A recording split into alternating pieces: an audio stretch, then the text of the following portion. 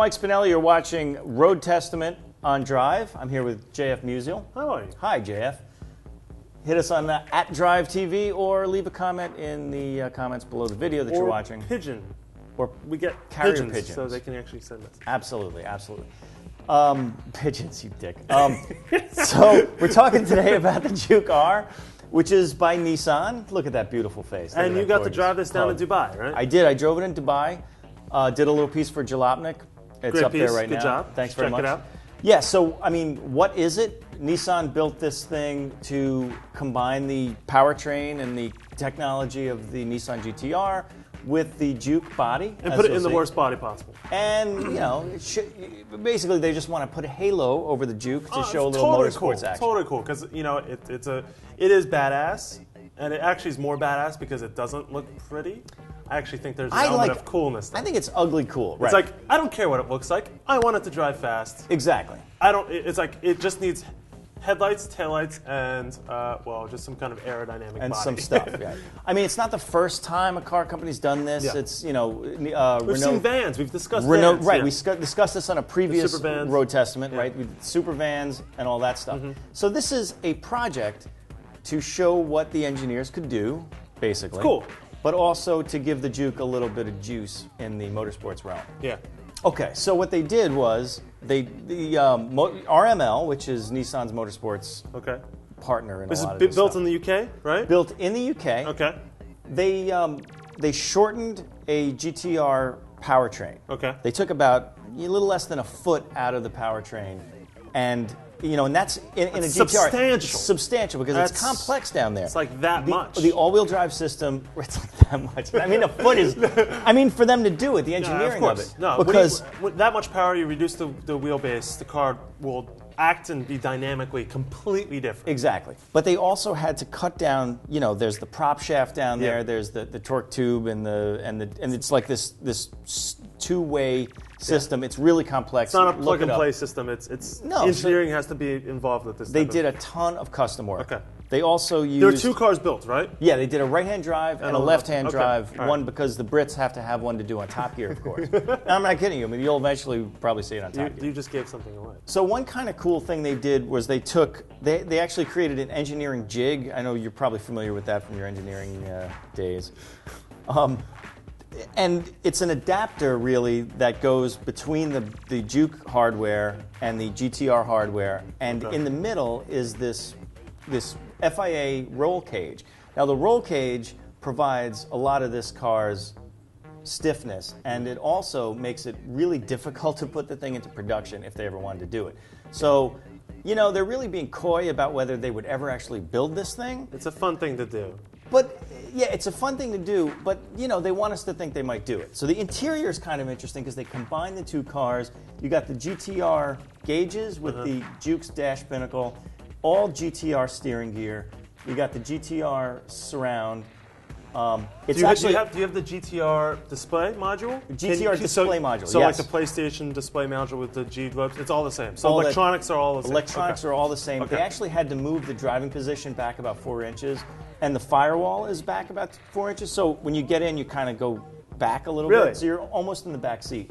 But other than that, I mean, other than that's a lot. You know, other than that, it's pretty much a well, stock I assume they did that because of the engine, right? Yes, because the placement engine of the motor in there, it's probably substantially back behind the front wheel. Well, if you look at it, you know, we'll show it in a bit, but the engine is jammed up in there, so that's a lot of work they had to do. Well, tell me, how does it drive? Well, it's interesting because in the straightaways, it's all GT-R. Oh, first question. I want to ask about this. Oh yeah, the split. Are those functional? Yes, they're functional. Do they actually work? Do they move? They work. No, they don't. Is it Pagani Huayra? As you turn right, does it increase the flap angle on the inside? No, they are not active aerodynamics. Okay. They're static aerodynamics. Okay, so this slide is meaningless to me, but I thought it's cool. Well, no, they're cool. It's actually just a cool idea that the designers came up with. It's good. To meet the, you know, it's an attractive angle for a car that's ugly. Well, you know, because the whole point is they wanted to make it not just a track car, but also a street mentality.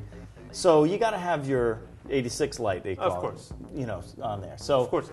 it's kind of cool. How does it drive? Okay, as I was saying, you know, oh, look at that nerdy bastard. So this is you in like, Dubai. Never get the helmet that they give you. Always bring your own helmet. So look at that. You are, I'm going to say Maverick, and that's your Goose. Yes, thanks very much. Top Gear, look at that. Yeah, Top nice. Top Gun sunglasses. Just call me Ponch with my initial. And that's medium. You look so uncool. I'm like the most uncool person, as if you hadn't already noticed. This is Lucas Ordonez, who won GT Academy last year and raced in he did Sebring. He did Sebring and Le Mans. And Dubai. He did Dubai. And 24 hours of Dubai. So that's why he was there Okay. to show me how to do this. So you're turning the wheel. Yeah, I'm turning the wheel. No, really, the thing is, it's almost 100% GTR when you're going straight. Okay. Because you don't feel any dynamic difference between. You're in a steady state. You know, it's not something you notice right up front. Right, you don't really notice it, although you know you're being dragged a little bit more because of the cars. With the shorter wheelbase, how does it feel in the turn? Okay, as soon as you turn... I'm not trying to sound like Leo Parente, but I want to... Well, a couple of things. As soon as you brake, you start to feel it gets a little bit more twitchy than a GTR. GTR is pretty much rock solid because of the weight. I mean, we're talking about a car. The GTR is more than 3,800 pounds. And this is a gutted Juke with a just drivetrain. It's not even gutted. See, that's the thing. This thing is 3,600 pounds, so it's still pretty heavy, even for a small car. When you turn in, though, it's really like that kind of. He looks bored out of his mind. Come on, I'm driving it like. No, I mean, I think top speed is about 160. We probably did about 140. Okay. 140. And this is around the Dubai circuit, right? It's around the Dubai circuit. Nissan has provided a choppy video of yourself. It's a little choppy, but Lucas hit the brakes. Brakes. Lucas is such a trooper because I haven't been on that track before. I did about 4 laps or 5 laps before getting into the Juke. I did it in a GTR so you could tell the difference. Okay.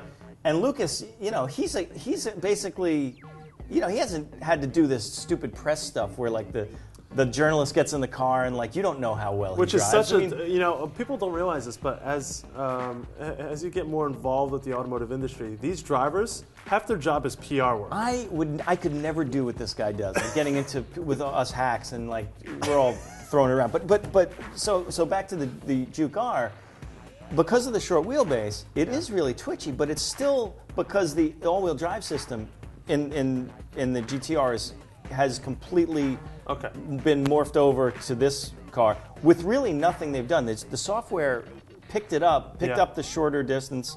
Really? And all of the sensors and everything, and it made the allowance for it. They didn't have to reprogram anything. That's impressive. Which is pretty cool. How it's like almost an artificial intelligent drivetrain. Exactly. The way they wrote the algorithms, it just picked it right up. Let's get to the real basis of why we're discussing this car. Okay. Why? Interesting. They've been really coy about the why, Nissan. Because, if you look back in Tokyo, they did the Nismo Juke concept. Something's coming from them. They wanted us to think that there's a chance that they might build this thing. And you know what? I guess if they want us to think that, there might be a chance that they might build because theoretically, Nissan has always had motorsports experience. And they need to have some of their cars continue the pedigree of being involved in motorsports or have the performance element to it. Right. But the Juke-R with the GTR platform is theoretically impossible to produce on a mass scale. Well, not in the way they built it here. It's well, yeah, exactly. Moving, it's just not going to happen. Yeah. So that car, the one that we like so much, is just never going to happen. So what's the next alternative? What could they do? And I understand it from a marketing standpoint because look at how the X6M, the X5M, and all these high-performance SUVs, CUVs have been doing. Well, that's a really strong point because whatever you feel about high-performance SUVs, bringing it down a notch and doing a smaller version that's more affordable, that may be in the $25,000 to $30,000 range, might be in the Evo or the WRX range. Okay. Maybe more WRX. I mean, it could go to the STI range if it were something maybe a little bit less than this. Right, exactly. But it would be interesting to combine two of those elements. The Juke is already kind of fun to drive. It really is. I mean, whatever you think of the looks and the powertrain is great. The powertrain is good. Fantastic. I just can't stand looking. Right. Well, I mean, I happen to think it's functionally ugly, but that's but so something is coming. The bottom line is something is coming from Nissan that uses the Juke-R as its halo, and it's going to be a higher performance Juke. We don't know exactly what it is. They're not telling us exactly. Now, do we want that? I do. Why? If you want a performance car, wouldn't you just buy a performance car? No, because I'm bored. I'm bored with cars, mostly. I'm telling you, I'm tired of cars. Why are you here? No. I love cars. Don't backtrack on that. You hate cars. You just said you hated cars. I don't hate cars. Tell me why you hate cars and why you would take that. All right, Mr. Romney. No, look at that. See, I'm among the people that look at like. That. Yeah, look at that's not attractive. I don't care whether it's attractive or not. No, I'm not at all concerned with the attractiveness. I want something interesting to drive. I want something that's fast and cool and not necessarily in the same mold as what we think cool cars are. I like that they're going outside of the typical. I agree. I like that they're going outside. They're going against the grain. That's good. Right. What I don't like is that vehicle. All right, smart guy. What if they did a rally? What if they did a rally team? Yes. A rally team. And this was their WRX car. Yes. WRC car. Perfect. Love it. Good job. Okay. I think also now we agree on that. No, but I don't know. All right, so maybe now. What would you say if Nissan went into rally? I think that maybe are they showing us something? That could be a very good question. I don't know. But I want to get to the engine bay. Okay, the engine bay. Why in God's name would they fit that car? Squeeze. No, there's no way to get to those spark plugs. By the way, if you had to get, this is like a $5,000 tune-up. The reason I bring up the engine bay is I want to know, I look at this from an engineering standpoint. Okay. So this car may have been derived from some marketing guy saying, why don't we just stick a GT-R motor inside of a Juke body? Do you think it was a marketing guy? Or think it was I don't think the engineers would have ever thought this was a good idea because of that photo. Well, right. Well, you're looking at it's not an elegant engineering solution. So that leads me to believe that this came from the higher chain of command. This came from someone above who didn't actually think this process through to think, what are we getting ourselves into? Which leads me to believe you're right that there is something coming down the pipeline of something bigger and greater. But not this. But not this. But not this. Because when the engineers saw this, they shot themselves. Right. You want us to do what? You want us to put this engine in? They did it. Okay, but they also did it in 22 days. So. It's kind of, they really did a hell of a job. It's RML Motorsports. 22 days they built this two cars? 22 days. Or at least one of them. They said at least one of them in 22 days. I don't know about the second one. So that's an engineering feat. It is an engineering feat. But what do you guys think? Do you think that Nissan should take the Juke-R and go rallying with it? Or what should they do with it? If you say crush it, that's fine. Just let us know on @DriveTV.